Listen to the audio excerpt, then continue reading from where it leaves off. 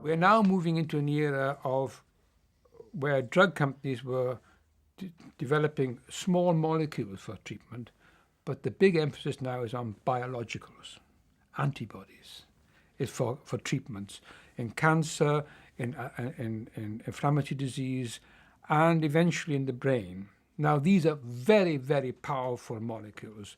You all would have known about the Northwi Park accident a couple of years ago, where they injected into 7 volunteers and fingers fell off and what have you. There's a huge uproar about it.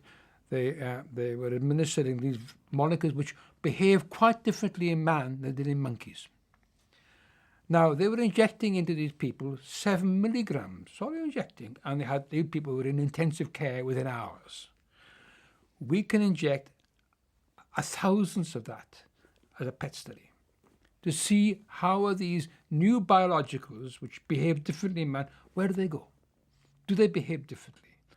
And it's called microdosing or zero dosing. In other words, giving drugs which have no pharmacological effect, but yet you're seeing where this drug is going. Is it homing? Is it concentrating in where you don't expect it to go? Is it going where it should go?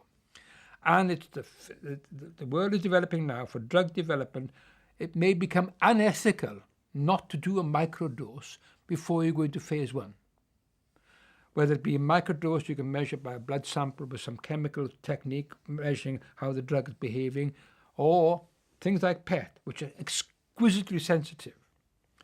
And when we compare the use of PET now for these FDGs, tumor staging, compared to using it to discovering new molecules, and these powerful molecules, and getting more and more into man by virtue of using these very sensitive probes, I can go into man without any worry about toxicology because I'm dealing with zero dose.